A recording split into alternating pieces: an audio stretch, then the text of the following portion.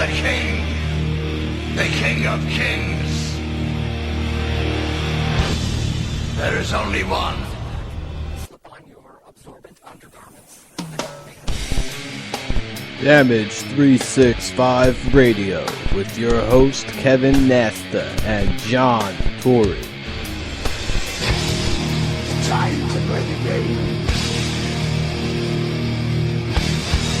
Time to play the game.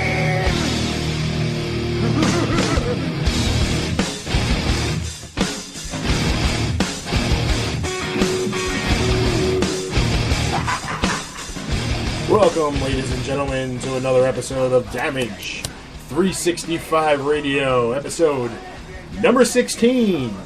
I'm your host, Coach Kev, along with the All-Star, the real number 8, JT, who's in the house. In the house. We have a great show for you today, as we've been saying all week on Twitter and Facebook and our Facebook page. We are going to recap the 2013 and 20th year anniversary of Damage Athletics Softball. We'll also bring you the Tory story as always. We'll also bring you the next round of our World Tag Team Championship Tournament. And, of course, we'll end our show, as we normally do, with some birthday shout-outs and all that fun stuff. All that good stuff. All that fun stuff. How was your weekend? Wonderful. How was your weekend? It's good until today. Yeah. Yeah, we took a beating. That's okay. It's all good in the hood. It's in the past. It's all fun and games. So Nobody knows what we're talking about, so who cares, right? Yeah. So what if we're still sitting in our sweaty jerseys? Yeah, my leg hurts. Oh, boy. And we're going to move on right away. Here we go. Damage Athletics Softball, ladies and gentlemen. Don't you wish you were part of the team? Okay. Let's go right into it. Team finished 8-10 on the year, regular season. We went 0-2 in the postseason, dropping both games. First game in extra innings, and then the second game in dramatic slaughtered fashion. Let's go over our report card. First category, offense. First subcategory, clutch hitting. From A to B, A, B, or C is our grading process here. A being the best, C being the worst. Okay. Our clutch hitting was a C. Way too many runners left in scoring position. Agreed. 4 times during the regular season and once in the playoffs, we had the bases loaded with no out and did not score a run. That's unacceptable. That's 15 base runners. I mean, that's awful. I mean, that's absolutely awful. Even by accident, we probably should have scored a run. Being nice, that's all. But we did not. You did not. 2 out hitting. We actually did very well. We got a B on this one. Because the majority of Damage's runs, which actually came out to 42% of Damage's runs this year were scored with 2 outs. That's astounding number. An astounding number. So we can't hit with no out, but we can hit with 2 outs. Can't hit with 1 out. Can't hit with 1 out. Can't hit with the bases loaded. Can't hit with 3 outs because it just is not possible. So we did well with 2 outs for some, I don't know. Well, that's kind of like clutch hitting, you know? Yeah, well, it's great that we get hit in the clutch, but it'd be nicer that we can, get some people on base so it becomes clutch. Right. In the playoffs, we put the pressure on the fielders, not the hitters. I mean, yeah. Well, we had three balls hit over the fence at Wagner in the first inning of our playoff game, and our 4 or 5 hitters didn't get the ball out of the infield. I remember. And that was it. So there went that route. Good with the good, bad with the bad. Our power department. For the first time ever, I would say our team got a C in power. Damage had one of the worst slugging seasons in 20 years. We had 1 homer for the team, and that homer was recorded by Stephanie Allen, which was a record-setting homer because it was the first home run by female in Damage history. And 4 doubles led the team. 2 guys had 4 doubles. Unacceptable. That's ridiculous. Guys should have 4 doubles in the first 7, 8 games of the season.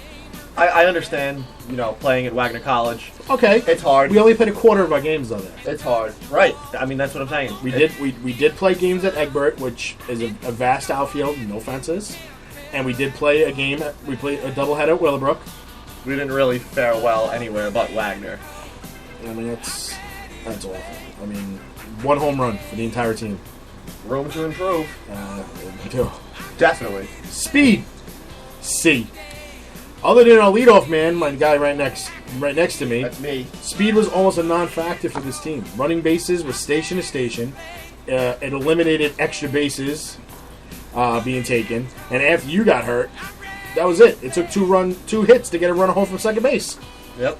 I mean, that's awful. And the base running, which is on this category, which I said we go from A to C. A being the worst, A being the best, C being the worst. my folks, we got a D. Or don't. Don't look now, but our base running was awful. Very bad. Very bad. This had to be the worst season I ever remember. Our base running ever being. I mean, it was awful. I mean, too many players watching the ball in flight, costing them extra bases, and sometimes resulting in outs. The team had better success. This is what baffles me. The team had better success from scoring from second base than going first to third on a hit. Can't tell you why. I don't get it. So we had more of a positive reaction going from second home on a hit than we do going first to third on a hit. We got thrown out of third base a ton this year, and it wasn't Tom, and it wasn't Church Jr. it wasn't that. Not aggressive enough. Terrible situational base running, where we were called for that we needed to be aggressive. We weren't aggressive. In situations where we shouldn't have been aggressive, like when we had like 3, 4, 5 hitters coming up, we were over aggressive and making outs on the bases. Can't really do that. So. And that was the one thing we didn't do in Coach Nasta's camp was base running. Situational base running. We did situational defense. Situational defense. Situational hitting, but we didn't do situational base running, so proved to be the downfall. Guess what? Camp Nasta, there will be some situational base runners. So everybody, bring your barf bags. You're gonna need it. Scoring. Team averaged a B in this category. We did average 7.66 runs per game. We allowed 7.05. So overall, we averaged a tie. The deal breaker was the amount of unearned runs we allowed and what we scored. With an 8-10 record, we allowed 2.77 of those 7 runs. 2.77 were unearned runs to score. We only scored 0.83 unearned runs. It's ridiculous. There's your difference right there. That's ridiculous. 3 unearned runs a game. You allow it. You can't come back from that, especially when you're only putting up less than 1 a game. And then we play teams like Gingerbread. We played 2 games against Gingerbread. We played teams like Bench Warmers. We went 2-1 against the Nightmares. Okay, teams that will make errors, and yet we only averaged less than 1 unearned run to score per game. Does that mean that team's better than us defensively, or is that just meant that our guys were so aggressive at the plate that times where they could have did very little to cash in, they tried to do way too much? We just weren't capitalizing on opportunities given to us, and we let too many teams stick around, gave them too many extra opportunities. Yeah. And Platinum Mortgage, I remember when we played them. They had about 7 outs that should have been made, but they ended up getting 4 runs in 1 inning. I believe it. Proven to be the deciding factor. Errors equal runs. Walks equal runs. We'll get to that later on. Hits equal runs. Overall, our offensive grade for this season was a C. We averaged 12.37 hits per 7 innings. Okay, which is not bad. We had a 372 batting average, which was the lowest since 2006, which was 375. That's pretty bad. Middle of the pack for basically the 20 years, middle of the pack batting average. The team should bat over 400. Especially with the team we put on the field this year. We underachieved in Big time. every facet possible. Moving on, pitching. Our subcategory is clutch pitching. We got a C in this category because, like we said, we had 12.37 hits per 7 innings. We allowed 12.53 hits per 7 innings. So not only that we couldn't outscore our opponent, We were out hit by our opponents, and we are allowed a 361 opposing batting average against our team, which is only a little bit 9 points less than what we batted. So It's unacceptable. and we only struck out 0.84 batters per 7 innings. It should be around 1+. Agreed. You're going to have those batters in a lineup almost every game that should be an instant strikeout, and they're not. And very high number, 2.32 walks per 7 innings. That should be under 2. Definitely. So, pitching depth, B. This season, Damage was fortunate enough to have 3 hurlers that qualified for innings pitched to go into the playoffs. Luis, Rafael, and Jay did a great job manning up our rotation. We got some contributions from you, and as well as James. Mm-hmm. So, You throw 5 pitches out there in a year. You got some depth. yeah, I mean, we really didn't get into a situation where we were like, crying for pitching, where we were like, oh my God, what are we going to do? What are we going to do? So, We made the most out of it. yeah. We picked our pitchers up when we needed to. We did. Absolutely. We did. The overall, let's see, when we got bullpen, which is really non-existent. We only had 1 relief outing this year. We got a B. Damage was only forced to go to the pen once during the regular season, so that was fine.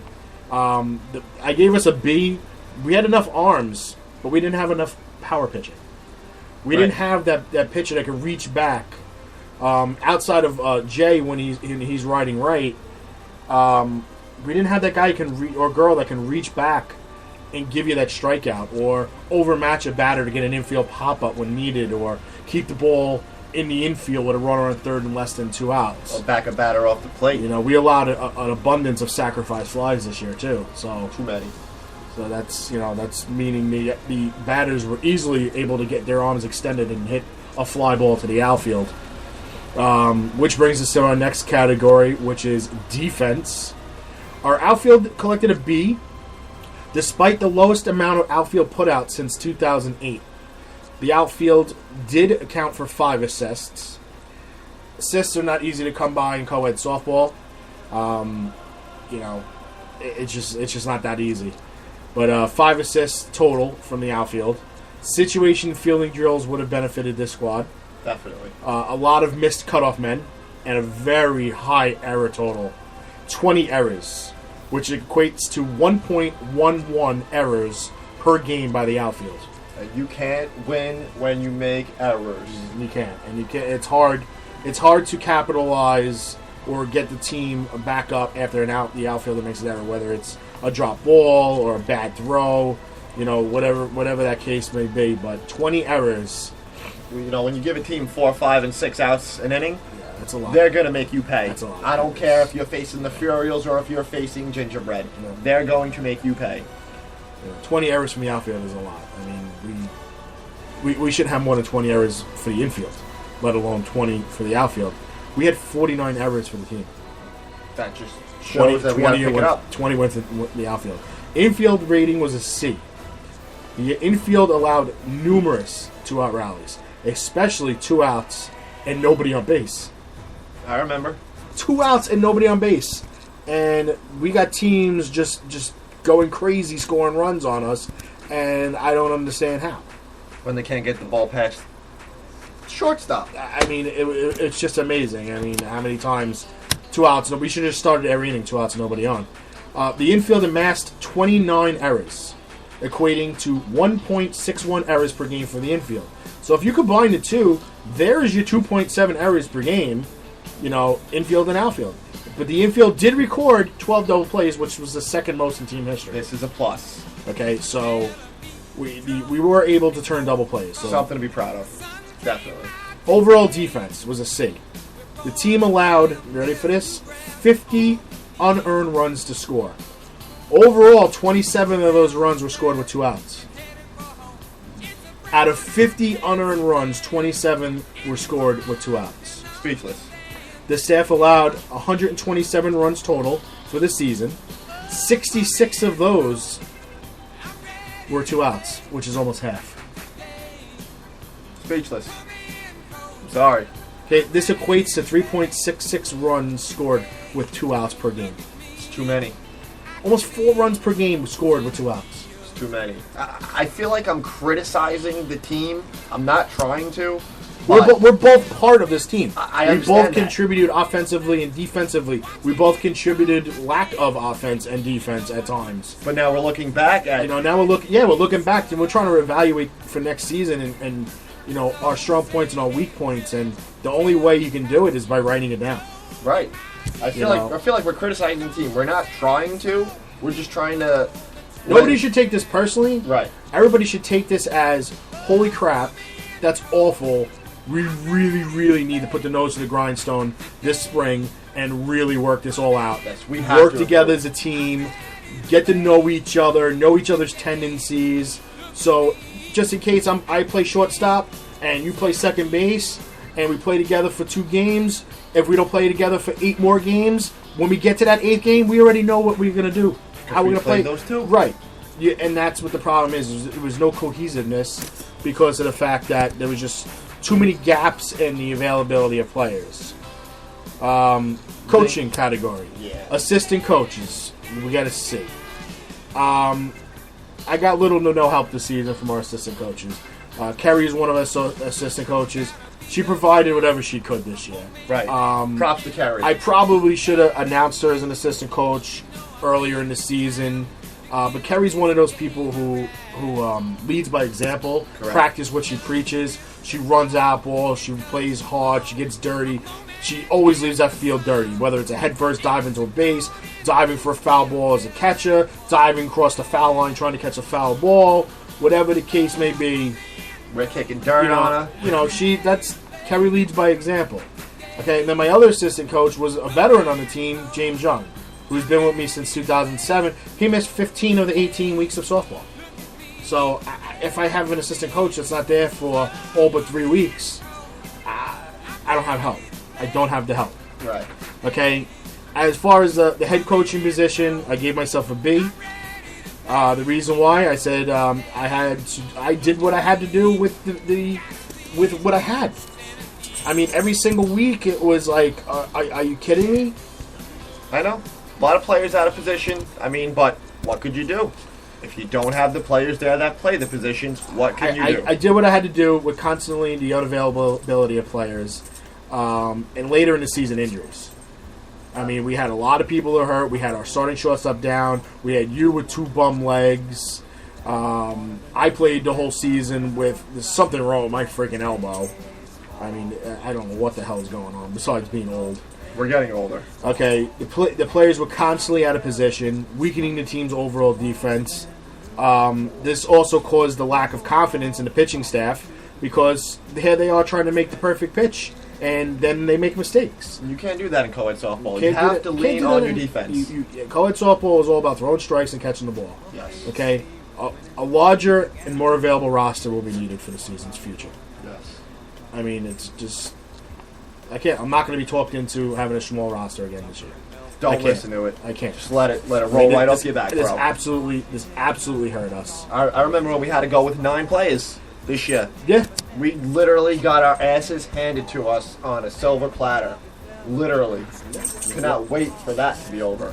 I mean, it wasn't fun, and it's not fun when you're running all over the field and people are hitting bombs over your head because you only have 3 outfielders. And then you're hitting shots and they're running them down like nobody's business because they got 4 outfielders. Right. I mean, that was a point in the season where in a 2-week stretch in 4 games, our team was outscored 41-7. Yeah, which is Very disgusting. unacceptable. Considering we were the 3rd highest scoring team in the league, and we finished 8-10. Doesn't feel like it though, right? 6th place. Doesn't feel like But it. we had the 3rd most runs scored in the league. Doesn't feel like it.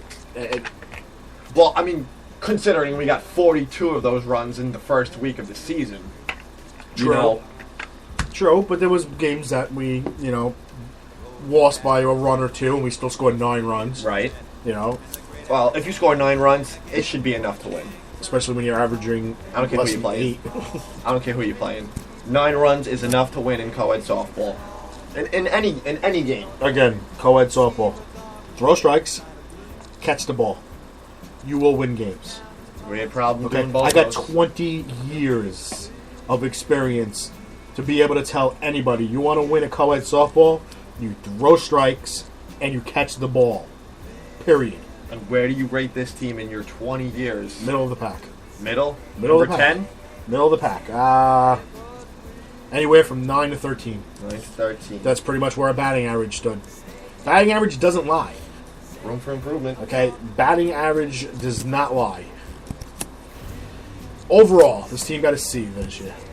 At 8 and 10, this season was a failure according to Damage's standards. It was. According to our history, 8 and 10, the season was a failure. Postseason outlook, coming off, and I don't mean postseason as in playoffs, I mean end of season outlook.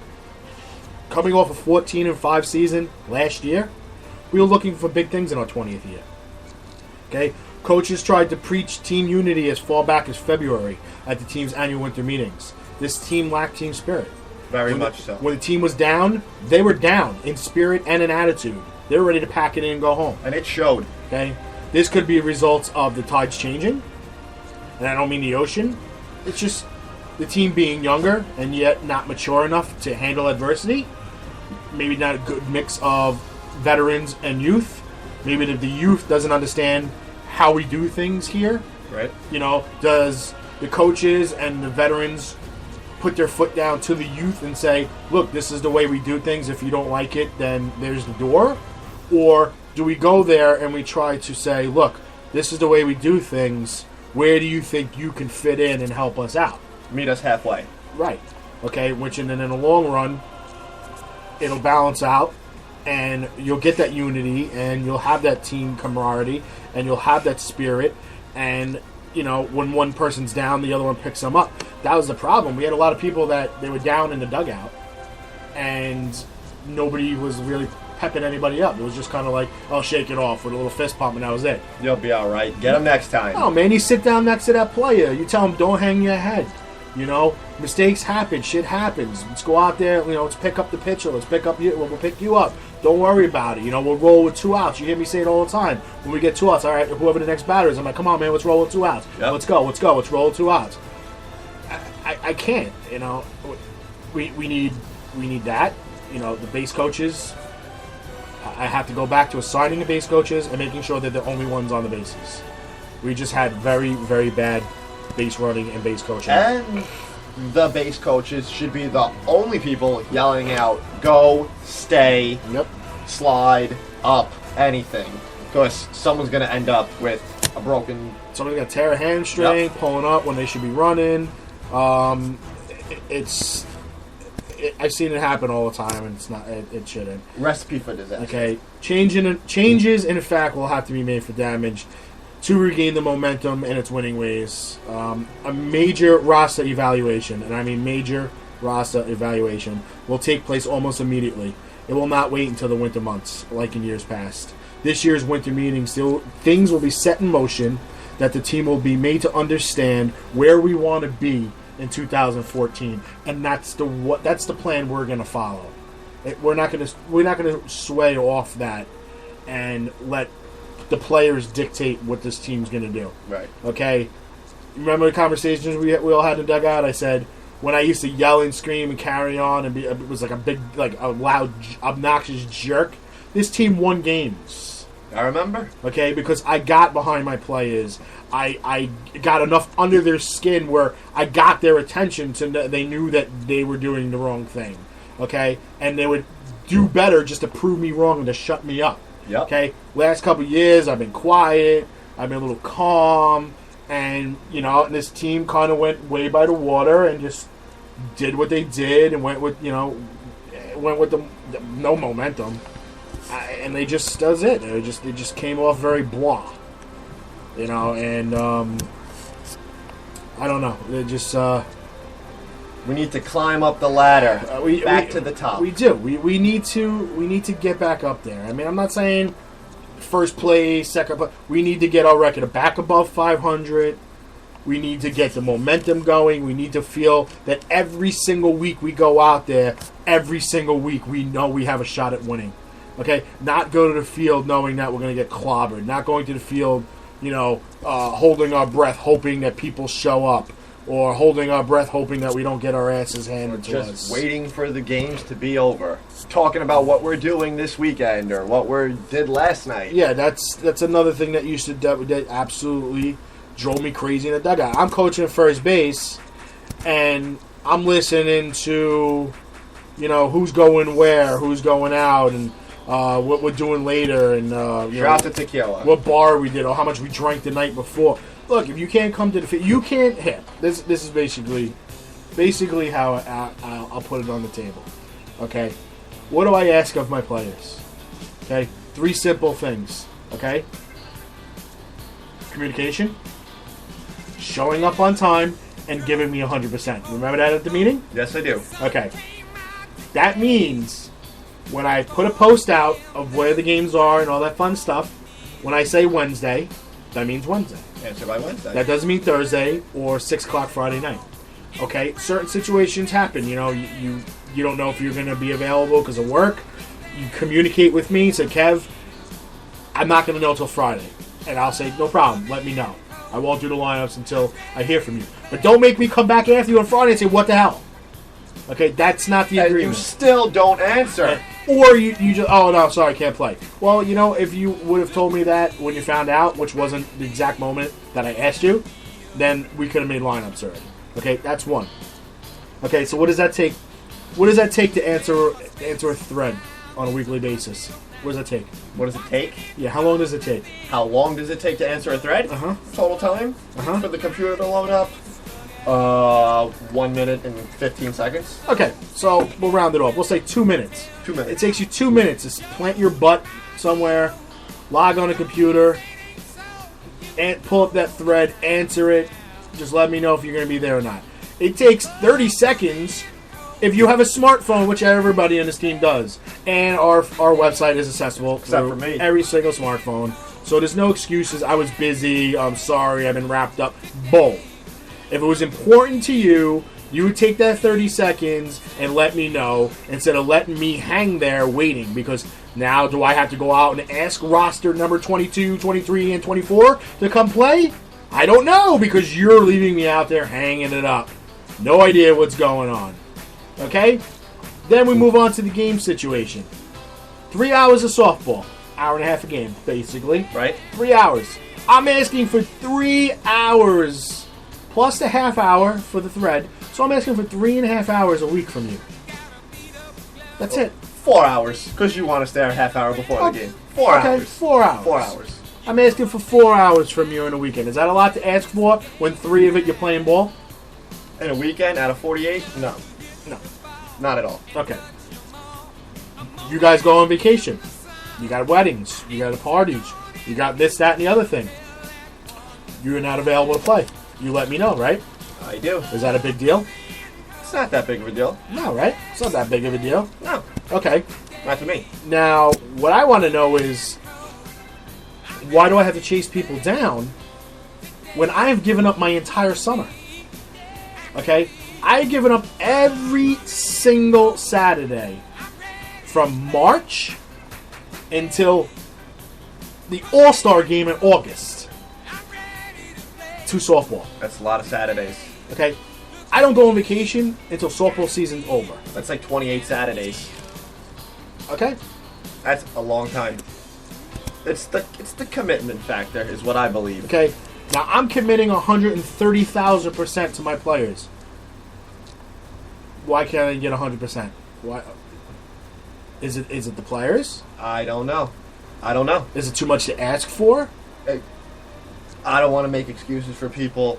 I don't want to go after people. They could have things going on in their life.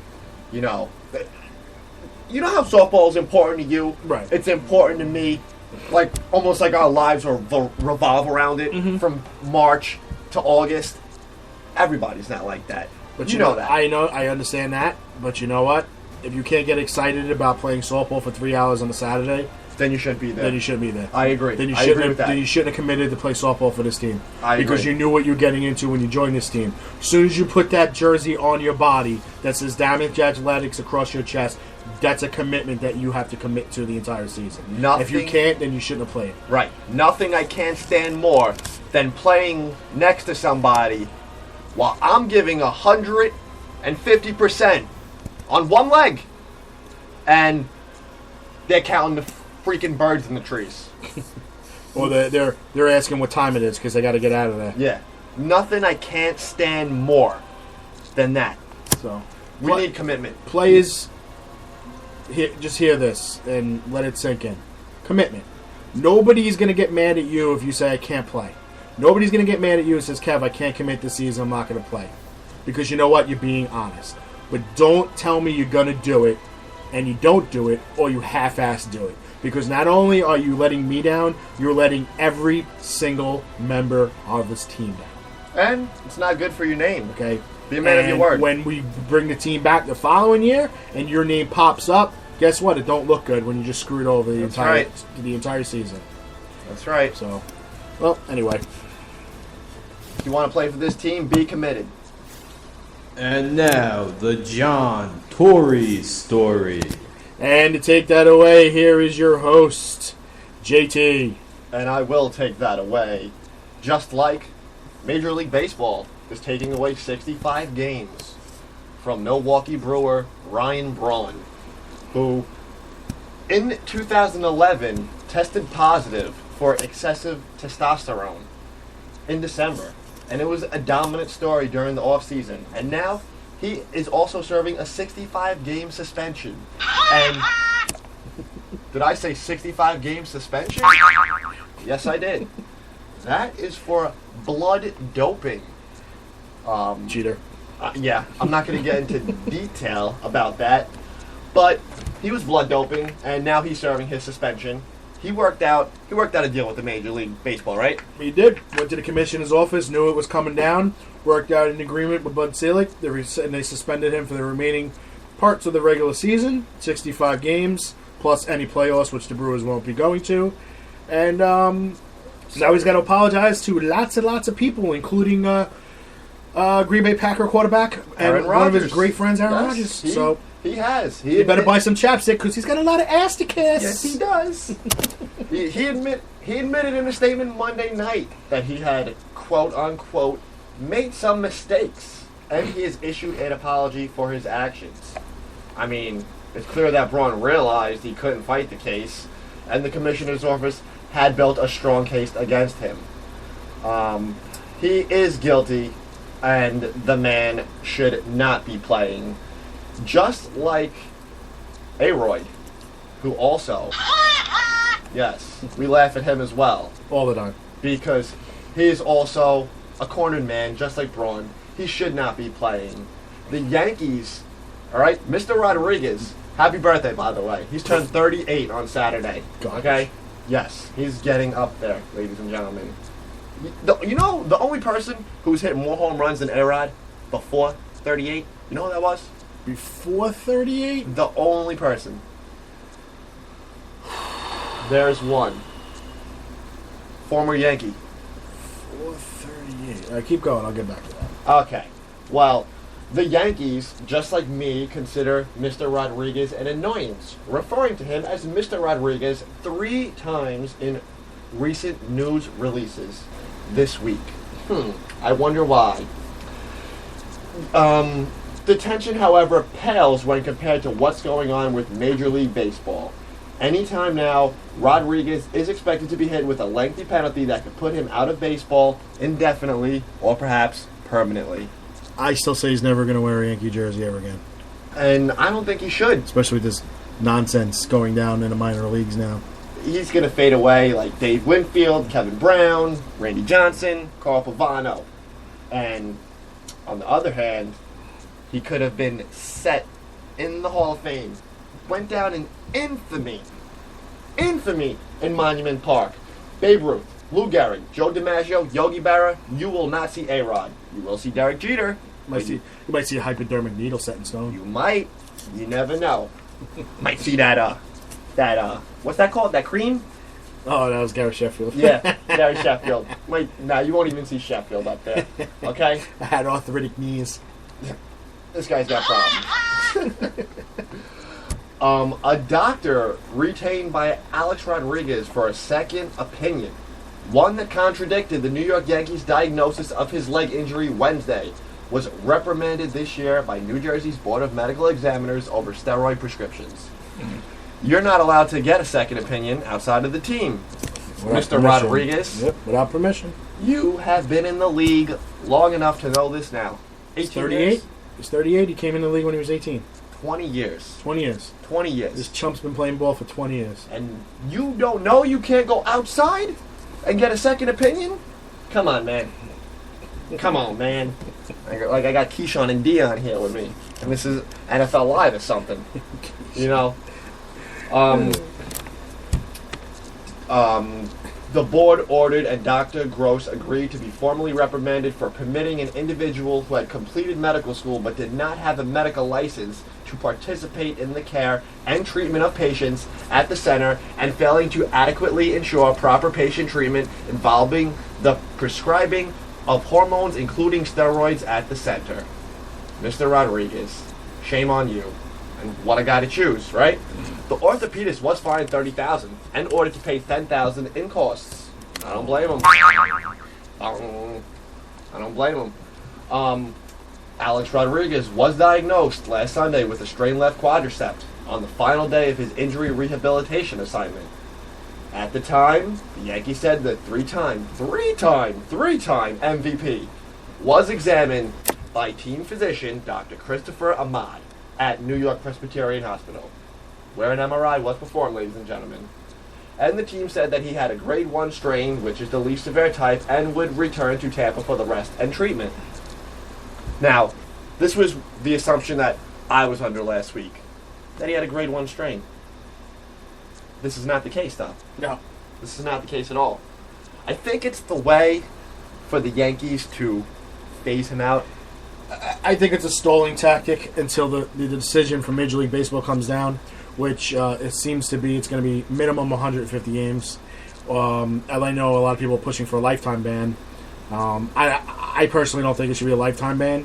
I think 3 strikes you're out. This would be second strike, 150 games. And you know he likes to strike out, so... Yeah, and I think the Yankees are using a stalling tactic to wait for this decision to come down from Bud Selig, and they refuse to put him in the Bronx. So when this decision does come down, they don't have to make any roster moves. They don't have to let down their fans. Their fans all are expecting the worst anyway, and they're just going to send him from minor league ball to home. Yeah. Nice. Okay. Let me take a quote from Brian Cashman, okay? This guy says, As always, we will follow the rules and regulations set forth in the basic agreement and will again reevaluate Alex in Tampa tomorrow, as our goal is to return him to the lineup as soon as he is medically capable of doing so. I don't believe you. Not the case. Not at all. Because if that was the case, how come when Derek Jeter injured himself, he was allowed to rehab with the team? But this man, oh no. Because there's a They had big to send him. difference. Derek Jeter is the captain of the team, and Alex Rodriguez is a bona fide tool bag. Right, but when he came onto the team, that was his sidekick. Ah. Where one went, the other went. Third base, shortstop. They go together. They're one and the same. They're supposed to be. Jeter never wanted that. Never wanted that. He didn't want anything to do with A-Rod. You're right. He knew A-Rod would help the team win games and get to the World Series and just make his career that much better. But I don't think Jeter ever, and when I say ever, I mean ever wanted anything to do with the drama that A-Rod has brought to this team. Remember that in 2009 when he helped the Yankees win the World Series? It was only 4 years ago. Yeah. Feels like 14. I mean, it's a big difference between being 34 years old and 38 years old. Yeah, big difference in numbers, too. 150 game ban puts him coming back 12 days short of his 39th birthday. That's a long time to go without baseball activities. Yes, it is. Especially at that age. Yeah. No offense to the old-timers out there, but you know how it is. When you're on the shelf for a while, Yeah. Things tighten up. I have a hard time going a week when I'm playing. I mean, hey, in 2009, he actually helped them win the World Series. The guy batted .365 in the postseason. 6 home runs, 18 RBIs. I mean, literally took the image of him being an automatic October out of the equation. No, he fixed all that up, though, the next playoff. Yep. And, you know, in 6 seasons, the guy made 6 trips to the disabled list. In 08, it was his right quadriceps. In 09, he had right hip surgery. In 2010, strained left calf. 2011, right knee surgery. 2012, he broke his left hand. 2013, left hip surgery. It seems like he's falling apart. Yeah, he's suffering from a bruised ego. But I can tell you one thing that has not taken any damage and that will not be going on the disabled list and has not been bruised, and that is his wallet. Yes. This man is expected to be paid lots of money. Lots of money. I mean, I wish I could have his salary. He gets his one game salary. He gets. You know how much he gets a game? Do you know how much he gets a game? It's got to be 6 figures. It is 6 figures. Take a wild guess. 148,000. Close. He gets $153,000. That's nuts. And $5. That's more than people make in a year. $153,000 and $5. That's more than the president makes. Yep, it's more than I've ever made. And he definitely, as bad as Obama is, he definitely didn't have a better year than Obama. Nope. Unbelievable. And in the year 2015, he's set to make $20 million. In 2016, he is set to make $25 million. And in 2017, he's making another $20 million. We're in the year 2013. In 2017, the man will be, how old? 42? Yeah. And he's making $20 million. Could be worse. He's warming up the bench. Could be worse. He's warming up the bench. They can still be paying Bobby Bonilla. Dun, dun, dun. On that note. Yes, sir, we promise you Just a a great side note. Can I give him a side note? When Mr. Rodriguez, you know, I love him. I'm playing. I don't love him. But when Mr. Rodriguez did some light running in the outfield at the Yankees minor league complex, he played catch, hit off a tee in the indoor cage, and took 17 grounders hit directly at him on the grass in front of the dirt at third. 6 fans were there. One with a poster board sign saying, "Happy birthday, Alex." And he left and waved at them without stopping. Head down. This, my friends, was the Tory Story. Andres, a giant WrestleMania! Hulkamania is running west! My God, what a run!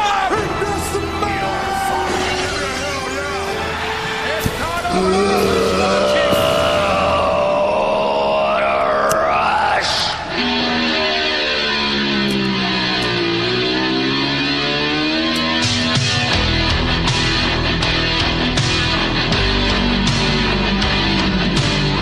All right, ladies and gentlemen, it's time for our update of our Tag Team Championship Tournament. We're running a couple of minutes behind, so we're going to do this kind of quick. Round 3, the Brothers of Destruction beat the Rock and Sock Connection. Wow. They will take on the Foreign Legion. That is Iron Sheik and Nikolai Volkov, who beat the Strike Force. The Legion of Doom, the music you hear in the background, defeated Charlie Haas and Shelton Benjamin, and they will take on the New Heart Foundation, who defeated Edge and Christian. Mr. Fuji and Toru Tanaka knocked off the Quebecers, and the Shield knocked off the Dream Team. Still moving along. They'll face each other. Money Inc. knocked off the Natural Disasters, and they'll face Sting and Lex Luger, who knocked off Road Scholars. The Original Heart Foundation defeated the Brainbusters. They move on to face Hillbilly Jim and Uncle Elmer, who knocked off the Beverly Brothers. The Colossal Connection defeated the Twin Towers. They'll take on the Harlem Heat, who defeated the Hardy Boys. The British Bulldogs knocked off the Powers of Pain, and they'll take on Demolition, who defeated Soul Patrol.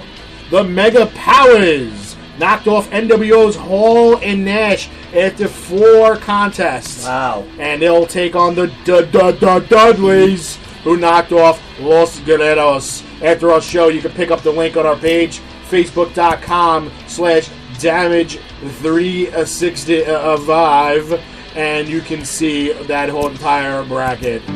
As we get towards the end of our show, ladies and gentlemen, we'd like to say happy birthday to Damage alum Crystal Saldibar, Helene Turk, and our all-star Jason Cuomo.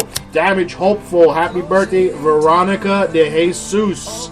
Ladies and gentlemen, thank you again for listening to the show. We hope you have a great rest of your weekend. And please, we ask you to do us a favor and control the nitwit population and have your friends spayed or neutered. Shouts to the Homedale Outsiders. One last call for alcohol, so finish your whiskey or beer. Closing time. You don't have to go home, but you can't stay here.